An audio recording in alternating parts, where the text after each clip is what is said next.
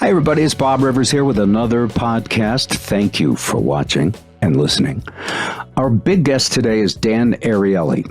He's a rock star in the fields of behavioral economics and psychology, and his research into irrationality and decision-making changed my perception, not just of others, but of myself, when I read his book, Predictably Irrational, and first met him back in 2008. Dan, your latest book is so badly needed. It's called Misbelief, What Makes Rational People Do Irrational Things. Professor of Psychology and Behavioral Economics at Duke University, Dan Ariely, welcome. Lovely to be back here. It's been too long. It has been too long. I'm going to bring on my co-host panelist for this conversation because you're so smart.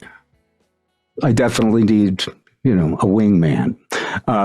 He's a dear friend. Steve Stockman is a producer, writer, director, author of the MGM feature film 2 Weeks, starring Sally Field, Amazon's #1 cinematography book, How to Shoot Video That Doesn't Suck, several network TV reality shows, hundreds of TV commercials, web series, short films, and music videos. His book, How to Shoot Video That Doesn't Suck, and a video course based on the book can be found at stevestockman.com. Steve, thank you for joining me.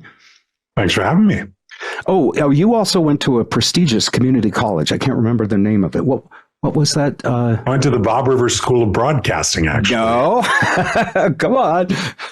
I confess to having attended Brown University. But this was a very long time ago, and I've re-educated myself since. Good. All right. So let's start. I also mentioned that I also have some experience in the TV world. I don't know if you know, but I helped write a TV show, a detective TV show loosely based on my life.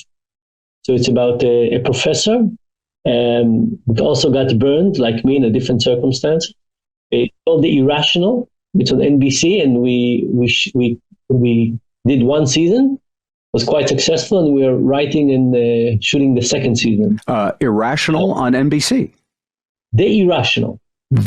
Oh, that's great. The guy that I'll pitch you for directing work later. All right. Well, you're both very smart, and I got through 12th grade barely. So this is a really important topic, a really important discussion that's going on in my life with every single human being I know. And it doesn't matter what their political affiliation is or anything else about them. We live in a world now where we're not sure what's true and what's fake. So Dan, let's start with why you wrote this book. In the same theme as your other books. Oh, by the way, I want to tell you that even though we don't have the big radio show anymore, you've already sold one copy of this book. Yeah. Misbelief, What Makes Rational People Believe Irrational Things. So my other books started with research that interests me, and then I wrote academic papers, and then I wrote the books after that. This book was very different. This was early COVID, and I'm spending all my time doing COVID-related things. How do you do distant work and distant education, and how should the government compensate people, and how should we get people to get on new habits, and lots of questions. And all of a sudden, I get an email that says, Dan, what happened to you? How have you changed from somebody I once helped? And I answer very quickly. I say, what happened? How have I changed? And I get back a long list of links that says all kinds of things, including, for example, one video that showed me with pictures in hospital from my early days in the burn department. True. It said I was burned 70% of my body. True. Spent 3 years in hospital. True. And then it went on to say that because of that, I started hating healthy people. And that's why I joined the Cabal and Bill Gates and the Illuminati to try and kill as many healthy people as possible. With the vaccine. Initially before the vaccine with the pandemic, and later on with the vaccine. This was before the vaccine was even out. And there were other videos. There were people discussing in YouTube videos my shortcomings, my evil. People were burning my books, all kinds of things like that. Wow. And my first instinct was to set them straight. And I called some of them up, and I talked to some of them online, and I joined Zoom calls and Telegram and all kinds of things, and I failed miserably. Yeah, But you actually you reached out. I've done this, by the way, with complaint emails. You reached out to the very people who were essentially terrorizing you in a sense and putting you down, and you wanted to set them straight. And as I recall, no matter what you would say, you couldn't cut through their preconceptions. Yeah. There were even people who believed they got paid a lot of money from all kinds of places. And I said, I'll show you my taxes. Nothing helped. So, but after a month of failing to convince people, and it's one thing to try and convince somebody about, that the earth is flat, but when it's facts about me that I know and I'm unable to make people move at all, I realized this was very important. And I realized I need to understand what was going on. So for the next 2 years, I engaged in research on this topic. And this book is basically a description of this machinery that we've created in society. It's a psychological machinery that attacks almost every aspect of our psychology. It attacks our emotional system, it attacks our cognitive system, our personality system, our social system, and basically gets absolutely normal, regular, smart, kind people to go down the funnel of misbelief. And we all have these people. We all have these people that 5 years ago, we would have looked at them and said, me and this other person, we see life in the same way. We interpret things in the same way. Now we look at them and we say, what happened? What broke? So this is trying to explain a little bit what changes. And it's a frightening tale because it's not about them versus us. It's about all of us. And it's about what society has created unintentionally in terms of our information system, stress, social media, and so on. And it's a call to basically wake up and do some things that we could do personally, but also some things as a society. Steve, when you talk about, I thought the most interesting thing was the way you kind of took us down this path that people go down in order to kind of root themselves in a misbelief, if you will. And it seemed that this path worked regardless of their political orientation and was just sort of a set of circumstances coming together to push them into starting to believe things that we would objectively consider not based in fact. So tell us a little bit about this information funnel, this misbelief funnel that you're looking at. Yeah. So first of all, it's very important to realize that we all think that it's the people from the other side of the political spectrum that are crazy and we are fine. But I'll just give you an example. I ask people, do you have strong opinions about climate change? Either way. And people say, yes, I do. Lots of people have strong opinions. And then I say, okay, what have you actually read? And most people say nothing. And then some people say, oh, I read the UN report. So did you really read it, or did you just read the summary? And most people say, yes, well, I just read the summary, or I just read. So it's not one political side, it's everybody. And it all starts with stress. And what is important to understand is that, first of all, we live in a time with unbelievable stress and very low resilience. Because the stress we experience is the stress created by the world minus the resilience that we have to overcome it. And we live in a period with very high stress and very low resilience. And why is stress the beginning of this? Once we have stress, and it's not the stress of, gee, I get 300 emails, I'm not sure how I'll finish answering all of them. It's the stress that's saying, I don't understand the world. My parents told me that I will be better off than they were. I don't understand why I did all these things and I got sick. Why did I invest my money the way they told me and it's not working out? Why are the Houthis all of a sudden changing or bombing ships?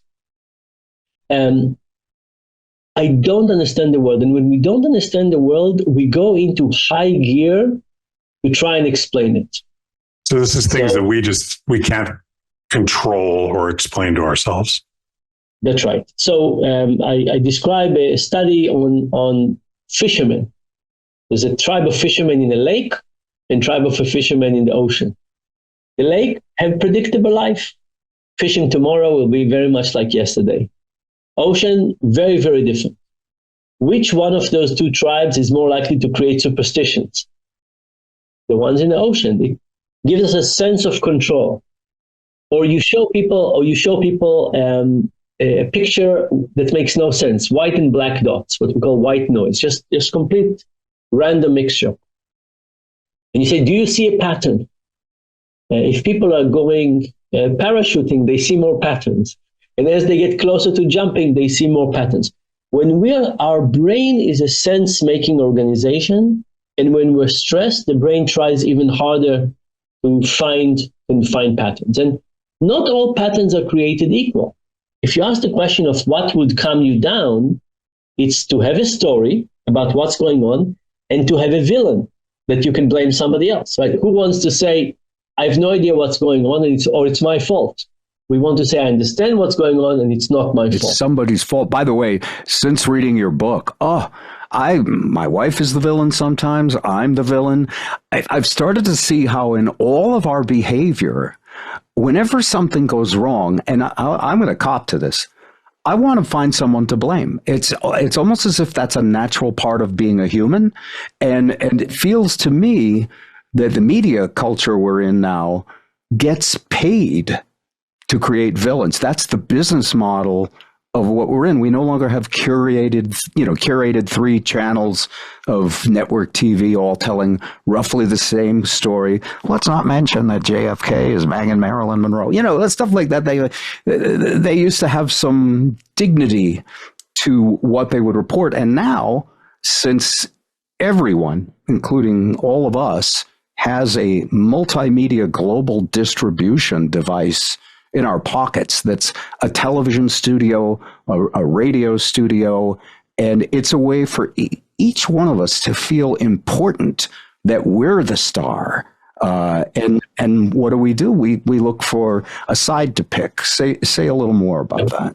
So there are multiple things in what you said here, but one of the things that have happened is that we have fragmented the media market.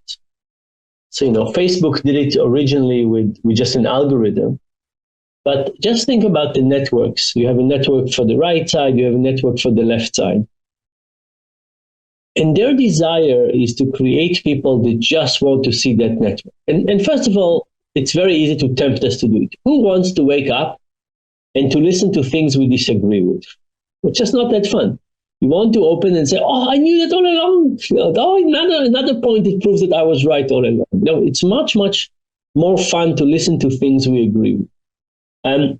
But as they try to create a loyal audience that would listen only to them and for a lot of hours, they end up creating a language that makes it very hard to switch. I mean, whatever you listen to, if you try to listen to the other side of the news, you would realize there's a whole language around it. It will take you about a month or 2 weeks to catch up to it. But for in the beginning, you would not understand all the nuances. But there's repeated stories and there's a repeated subculture that goes with it. And, when we had one channel and everybody had to watch, it meant that you had to consider all the voices. By the way, there's something very sad about the workplace. Most workplaces don't allow you to talk about personal things, right? You can't talk about sex or romance or things like that.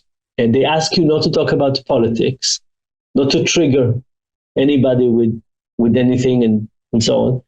But as a consequence, we don't have a chance to listen to people that we respect who have different opinions than us. Yeah, we've eliminated norms from our society because everybody can find a group that agrees with everything they say and disagrees with what everyone else says. And even if that group is only 35 people, if you find them, you're happy that you found your people, which is an odd thing. And it's very natural. I talk in the last part of the funnel. The funnel has stress, cognition, personality, and social.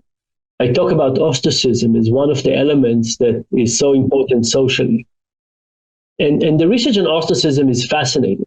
And so maybe I'll say a couple of words. The guy who started it describes a case that he was walking in the park with his dog. He saw two people playing frisbee. The frisbee fell next to his feet. He picked it up and threw it back to one of them. And to his surprise, they threw it back. So they kept on playing for a few minutes, and then they stopped throwing it to him. And he was so offended. He didn't know them. He didn't come to the park to see them, nothing. But he was just offended that they stopped. So he did a lot of experiments on this, very much mimicking his experience. 3 people playing, tossing the ball to all 3 people, and then one of them is picked up and being studied, versus they toss the ball between the 3 of them. They stop throwing to one of them. He doesn't understand why. Then they pick him up and put him in the lab. And basically everything good about humanity goes away. People are less positive, less cooperative, they lie more, less generous. So, when we meet people who have different opinions than ours, right? Imagine just to have anybody says something about abortion, no matter where you are, if they hold the opposite opinion, very hard to hold your kindness to them at that moment. We have this urge to say, awful, go away. But we do it so often, and those people go away. And as you said, they find the 35 people who agree with them. And by the way, a difference, you've heard the phrase, I'm sure, keyboard courage. There seems to be a real difference. And we're dancing around. We're not talking about politics a lot, but this is how people are experiencing this right now, this misbelief thing. When someone's online, they'll say something that seems, I'm going to say, hateful. But if you knew that person in person, they would never talk to you that way in person. Is there a logical explanation for that?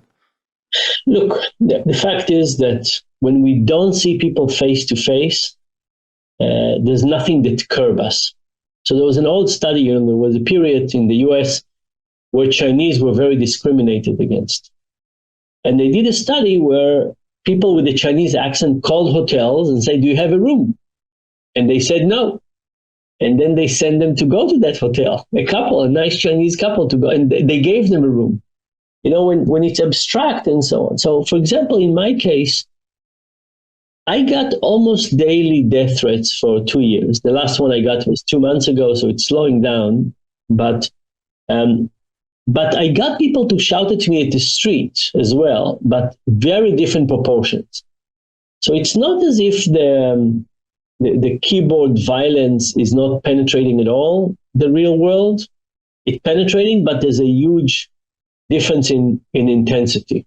Yeah. So I have a leap off question that comes from that a little bit. I was reading a New York article by this guy Manveer Singh, who talks about the difference between that one difference is personal, impersonal, like Bob was saying, and that you were talking about. The other difference is between factual belief and symbolic belief. So one of the things he talks about is, well, if everybody really believed Pizzagate, instead of one guy walking into a pizza parlor that didn't really have a basement and shooting it up because they thought people were drinking blood in the basement, there would be lots of people. But way more people talk about it than actually behave as if it's true. So it's this other weird disconnect where in some ways these misbeliefs and the social connections we get from those misbeliefs are reinforcing, but not in a way that we would really act if we thought literally there were people drinking blood in the basement of a restaurant. Yeah. So I talk about this in terms of what we call shibolet. And shibolet is this term from the Bible that there were 2 tribes who had a very difficult war. And after the war, they settled on 2 sides of the river. And then when they would walk around, they would want to know whether the people they meet are from their tribe or not. And it just so happened they pronounced the name of the plant, shibolet. It's like a wheat. They pronounce it slightly differently. One of them said shibolet, one of them said sibolet. So imagine I meet you and I say, hey, how do you call this plant? And if you say it the way I say it, we're brothers from the same tribe. If you say it the way that the other tribe says it, I try to chase you away. And we use the term shibolet to mean a discussion that is not about the facts. So when I show you this plant, do I ask you what's the name of the plant? I'm asking you what's your identity? And a lot of these discussions are really about identity and not about the facts.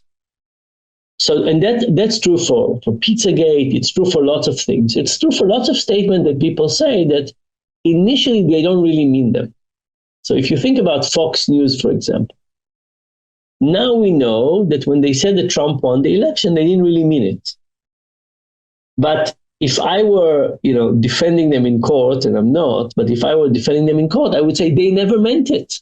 They never meant it. You're reading it the wrong way. I don't know if lawyers would buy it, but if you think about what they were saying, it sounded like they were saying Trump won the election, but they were really saying is, look what great supporters we are of Trump. Yes. Right. Yes. It's just because it was a speech about identity. It wasn't a speech about facts, but it's very confusing because you don't know which one it is. And then there's we're only asking the question. We're not saying it's fake, but everything that we deserve to know, right? So any question becomes reasonable to ask. Yeah. Let me just say one other thing about Shibboleth is the other thing is what happens when you repeat something a lot. So it's true that sometimes in the beginning it's Shibboleth, it's just a speech about identity. But as you repeat it more and more people can start thinking of it, because the way our memory works is that we don't know exactly where things enter our mind, but we know how many times we've heard them. So our mind doesn't know if, let's say I show you a picture and take it away. At some point you would remember the image and you would not remember where you saw it. I don't know if it ever happened to you that you told a joke to somebody you heard the joke from. The source, I guess we almost don't tell jokes anymore, but the source of information is not coded in the same place as the information itself. So once you hear something over and over, there's a memory risk that you will start actually believing it. The jumping back to this thing, I'm only asking questions. That, of course, it's a rhetoric trick. It's not really asking a question. It's just pretending that you're really asking something. There was a campaign trick that was used a long time ago when they called and they said to people in Florida, I think it was a long time ago, would you be surprised to find out that McCain fathered a child with his black prostitute? We're not saying anything. Would you be surprised? Of course, yeah. Would you be surprised? Right? Yes. So, but by the way, questions are very interesting.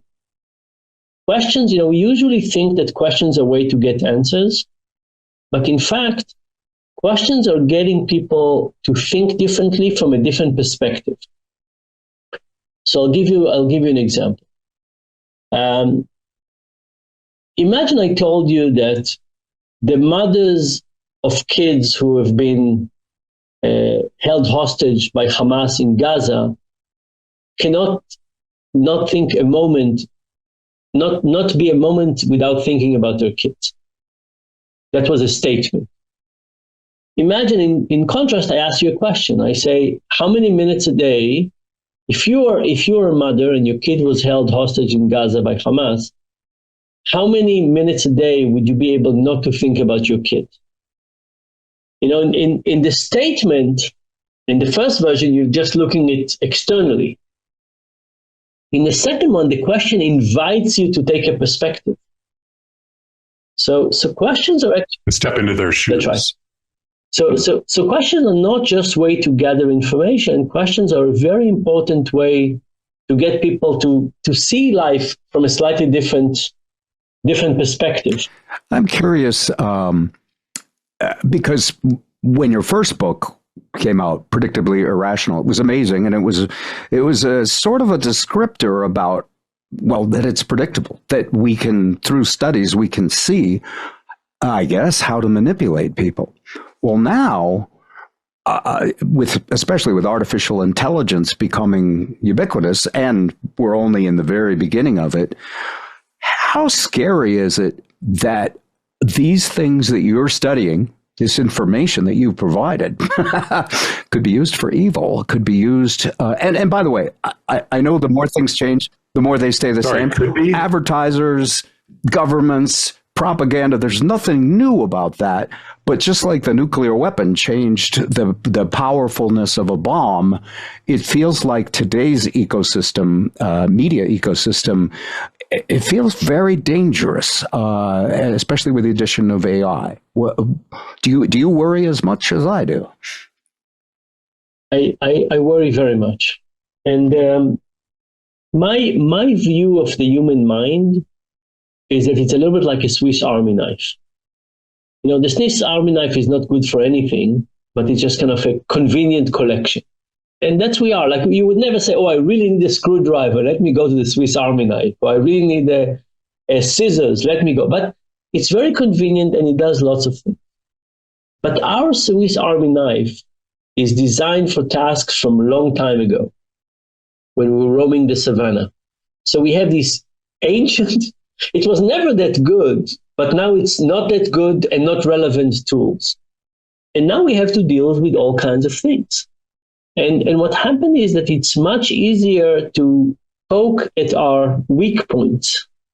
The system wants to take advantage of us. They can try to convince us that it's a good idea, or they can try to get us through our weak points. And the weak points are a much easier way to go about it. So we have exposed ourselves. We've created technologies that are using our weaknesses.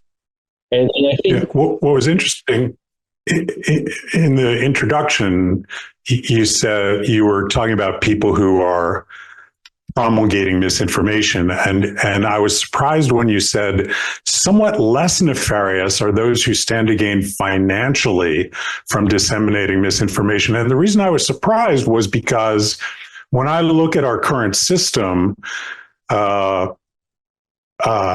all of the social media systems are not only building groups and ostracizing people if they're not in the groups, they're also rewarding people for engagement and attention, which means that there are people walking around who, using this technology, are simply bent on engagement on, say, Twitter, so that they can profit from putting up whatever gets the engagement, whether it's false, true, paranoid, crazy, or warm and fuzzy with puppies. It doesn't matter. If it gets the engagement, they win.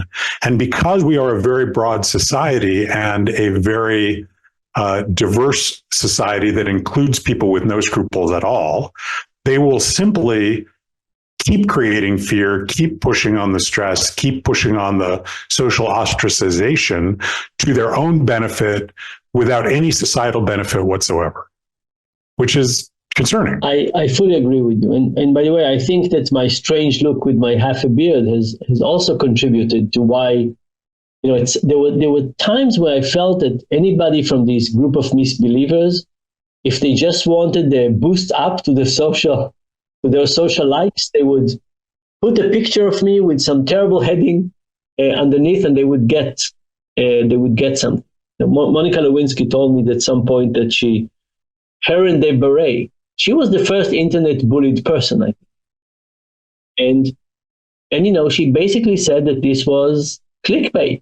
Somebody wanted more attention, and they would put a picture of her with some subheading, and that picture and got clicks. And my strange looks with my injury certainly got.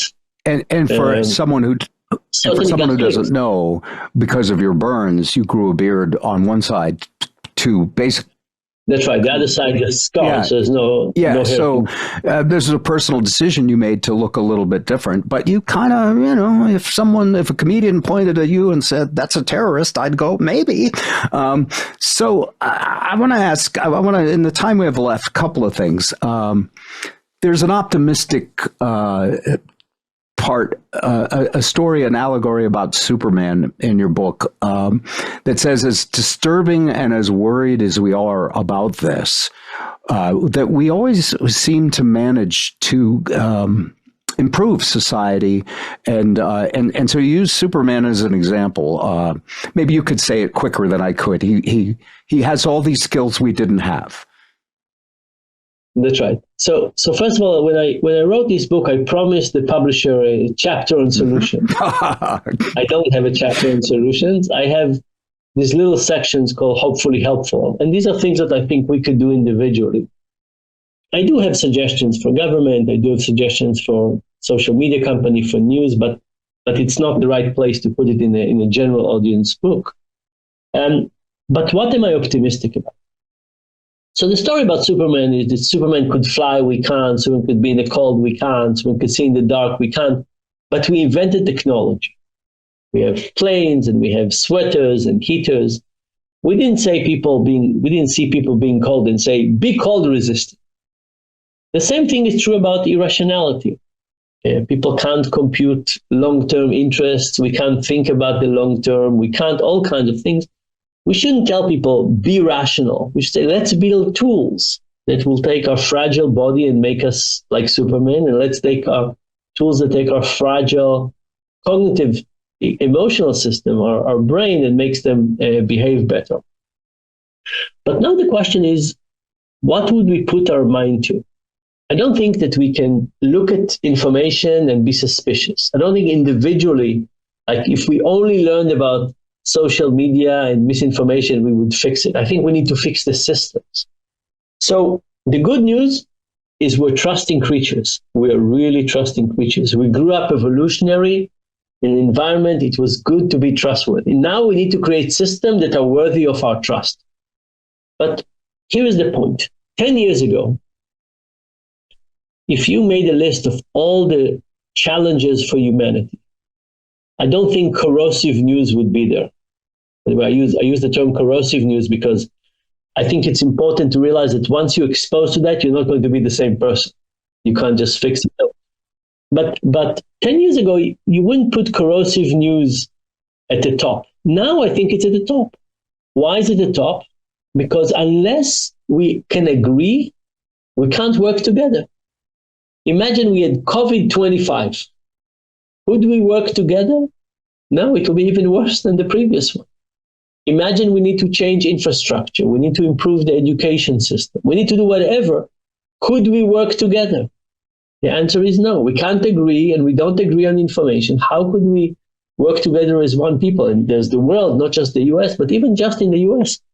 So I think that if we will understand that this is an important problem, we can solve it. But we need to, first of all, decide that this is important for us and it's high on our priority. But based on the level of stress in people about the divisive politics right now, I think there's a desire for that. And I got ideas out of your book. For example, I learned that I will not change Steve's mind. He can't stand Elon Musk's. He thinks he's a horrible person.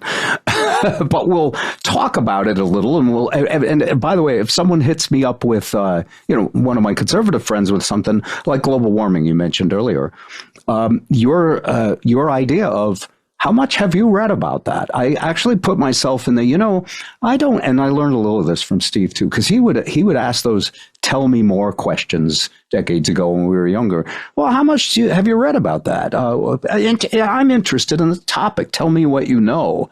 And if someone's level of depth is only an inch, it's going to come out.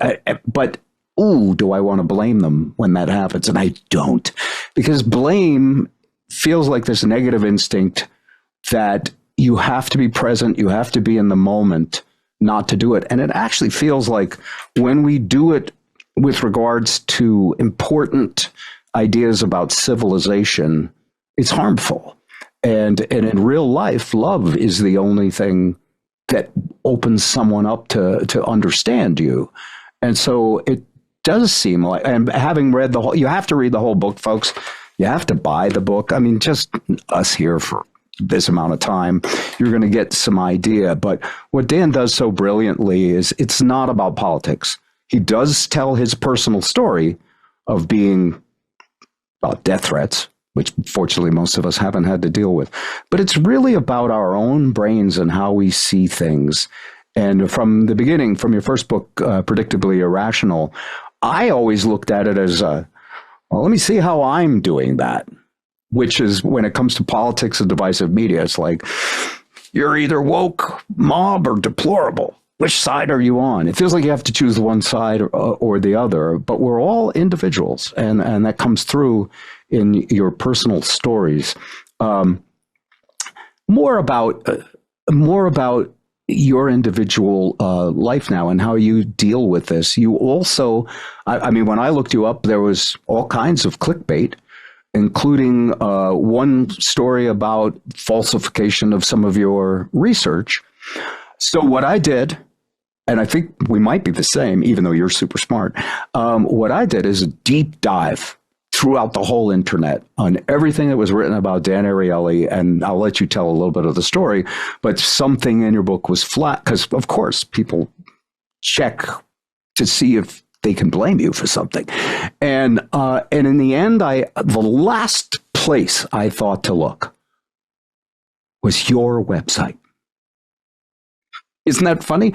And I ended up at your website and I read your statement, and I'm going to tell you what I thought. One of your researchers fluffed something and you didn't throw that person under the bus. You took full responsibility for an error. And that was the bottom line. Am I close? I didn't know exactly what happened because it was too long time ago. So I was accused a few years ago on something that happened in 2007 or 2008.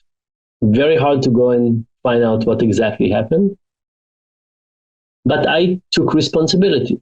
I didn't say I did anything wrong, but I said, happened under my watch. And it turns out it's a funny strategy these days to take responsibility. I'm still happy I did it, but it's a funny strategy. Because it can backfire. But it can give fuel to people who want to attack. But two things happened. One is my university, Duke, did a 2.5 year research into everything I've done, like academic colonoscopy. They couldn't find anything I've done that is not proper. And the second thing is I replicated these results twice. So I reran studies and so on, because yes, that study involved some falsification. What about the conclusion? So we reran 2 studies, very large ones with lots of participants, lots of conditions, and we not only replicate, but we understand more nuances and so on. So I think, look, I've done about 1,000 experiments. The odds, and I trust lots of people. By the way, one of my strategies in life is to deeply trust the people that I work with. It's a strategy that has benefits and costs. The benefit is you get to do a lot. The cost is sometimes trust is being betrayed. And after trust is being betrayed, I get to think to myself, like, what is the right strategy for life? Like, what would I want to do? Would I want to have a life with no trust and do 10% of the projects? Or would I prefer to do more projects and trust more people and actually have a better time at it? I think society is over harsh on mistakes. I think we should, like people should be judged by the mass of their work discounted by mistakes. I think the mistakes should count as more, and it's not just another point. But if somebody decides to do very little because they're afraid to make a mistake, that's not a useful, productive life. That's not what we want academics to do. We want people. And, that mistake happened when I was exploring a new type of research in a field study that I've never done. So it invites more opportunities for mistakes. So I think there's all kinds of things in society. And I felt it happened a year after the attacks on me on COVID started. Everybody who attacked me on COVID was bouncing this on social media like there's no tomorrow. They were so happy. These people were so happy. So, we live in a strange world. We live in a strange world where judgments are too fast, opinions are not reasoned. It's very hard to create something of value. It's very easy to destroy. The people who destroy things feel very empowered, right? Imagine how much you feel like you've done if you get to destroy. Like, imagine that destroying somebody and building something is the same feeling of productivity, but destroying is so much easier. Yeah, and it's rewarded, as Steve was saying earlier. That's what clicks are, and I also think that by doing research to try and explore your curiosity about what we can do that's good, you make yourself a little bit, you're vulnerable. You make yourself a little bit of a target. Anytime you do something good, it could be taken out of context. Steve, go ahead. I was going to say that it was interesting. That kind of leads me to another question I had about if we're fixing this problem. I liked your funnel a lot, and it starts with stress and it sort of ends with social stuff, and that if you're already socially in the mix of misbelief, you're pretty far down the thing. But I wonder in some respects, if we haven't nuclearized this information transfer to the extent that you can have a misbelief and be instantly socially rewarded for it, such that social is actually possibly the beginning of the funnel, even if you're not that stressed, or if perhaps your stress is loneliness because you're staring at a computer screen all the time, that you can just drop into that. So I wonder about using your funnel to sort of turn to look at that as a diagnostic list almost, and to say, okay, if social is a big part of the cause of misbelief and why it lingers, in what ways do we create higher touch, more interpersonal environments that allow us to talk in the workplace, see each other face to face, do things to create group bonds that are stronger than the bonds that are created by going to name your misbelief group online and trading accusations. That's right. And when I talk about the initial part of stress, the recommendations are really kind of hug a misbeliever. So we all have these people in our lives, and when they start turning the wrong corner, it's our obligation to give them support rather than to turn away. It's so tempting to turn away. Much easier. And I think the workplace has a responsibility. Religion is on the decrease. People are not as much at meeting other people. We're spending more time with our nuclear family, less time with friends, less time at work. So the online social part is becoming a bigger and bigger part because the other parts are shrinking. But as a society, this is not good for us. This is not what we were designed to be. Like we were designed for a much more intimate relationship that give us much more support and resilience. And we've come to be in a society that rewards cohesiveness and superficiality and shibolet and identity politics, very, very unhelpful and very stress invoking.